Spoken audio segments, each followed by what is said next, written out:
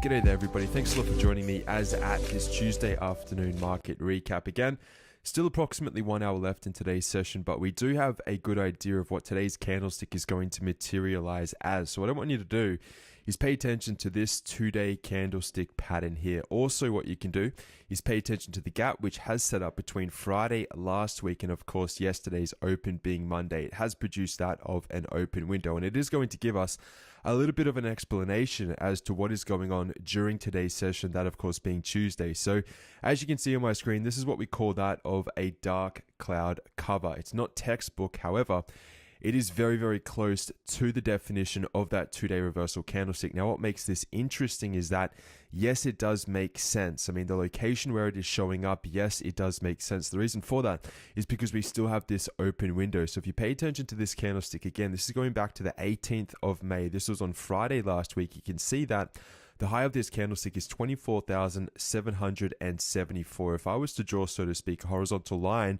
over to the right, this is essentially a target moving forward as to where the market could pull on back down to, ultimately to close this gap before continuing in the larger bullish direction. I want you to understand that on the Dow Jones Industrial Average and also on the S&P 500, we are still looking at these upper targets. You can see on my screen, 26,435. This is going all the way back to that gap which set up towards the end of January as we began this calendar year. So we are still, of course, feeling and expecting that sort of magnet of the market itself, or that gap, to actually pull us up higher.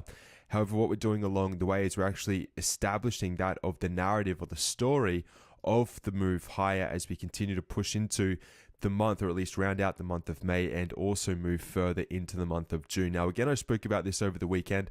I've been seeing a lot of analysis as to the potential sort of chart sort of setups and patterns along the lines of bullish sort of continuation channels. And I spoke about this over the weekend. One thing I want you to understand, if this is so to be evident or so to be true, you need to understand that we are still making a series of higher highs. And most recently, the swing high that we priced in on Monday is above that of the high. This is dating back to Monday, the 14th of May, that previous Monday's trading session. So along the lines of the intermediate trend, let alone, of course, the larger macro trend, we are still pricing in higher highs and also higher lows. Now, the problem of, I guess, trading bearish or looking to go cute short very quickly, very abruptly within that of a larger sort of bullish channel, as I've already sort of alluded to as I'm drawing on my screen right now, is that the channel, or at least the chart pattern itself, if you think about it, is bullish, okay? A bullish channel.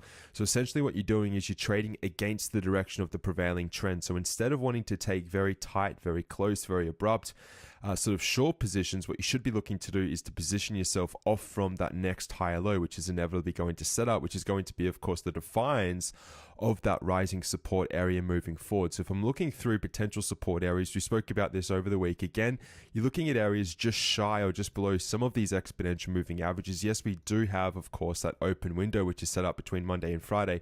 But even if I bring up some of these rising long-term simple moving averages, you can see for yourself that the dynamic has shifted. We're here once again, and for the very first time, back above this sort of sideways moving 100 simple moving average. Yes, it has acted in resistance as the past, but even this current picture right now looks as though it's beginning to change. So say, for instance, we get that of a type of hammer sort of candlestick, which essentially just fills that open window, which again is set up between Friday and Monday.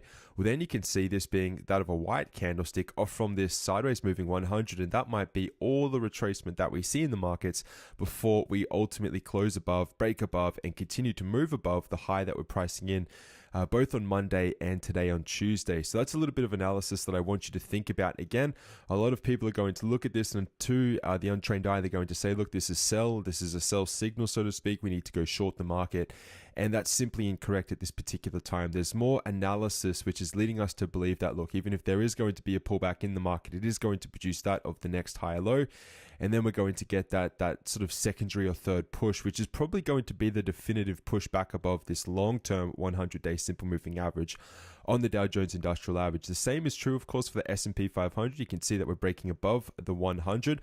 We still have that little gap. It isn't as defined or as nice as the Dow Jones Industrial Average, but at the same time, we're not breaking above our 2746 handle as well. We're largely just moving sideways, and this is looking like that of a type of stair-step sort of consolidational pattern, a very short-term sort of breathing move before we continue in the direction of the exponentials. And that, of course, is to the upside. You can see if I just draw in two sort of horizontal lines here, it makes out of a very tight rectangular pattern.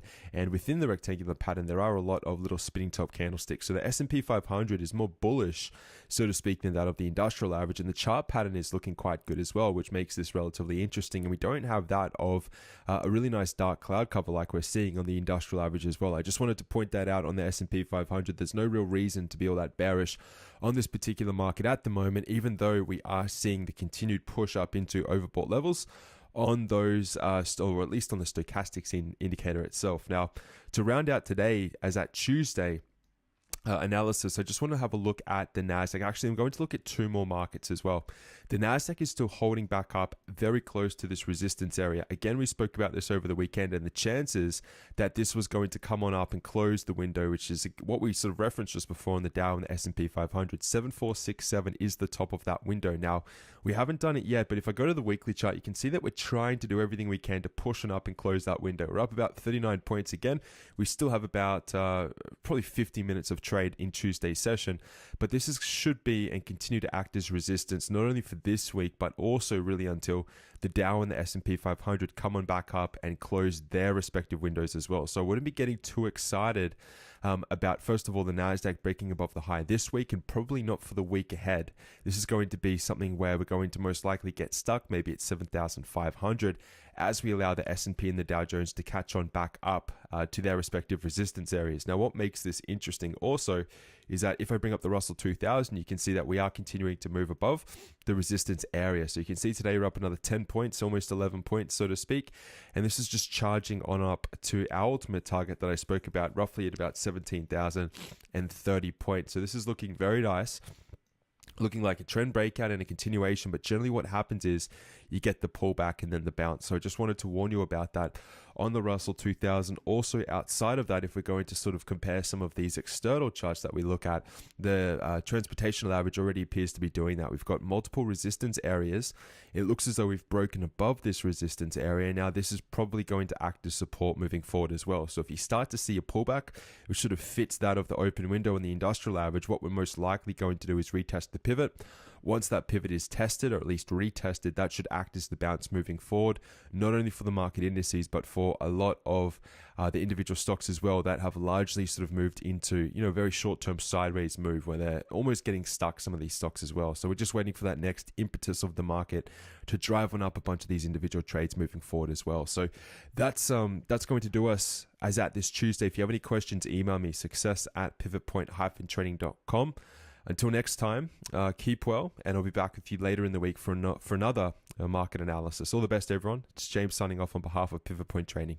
Farewell.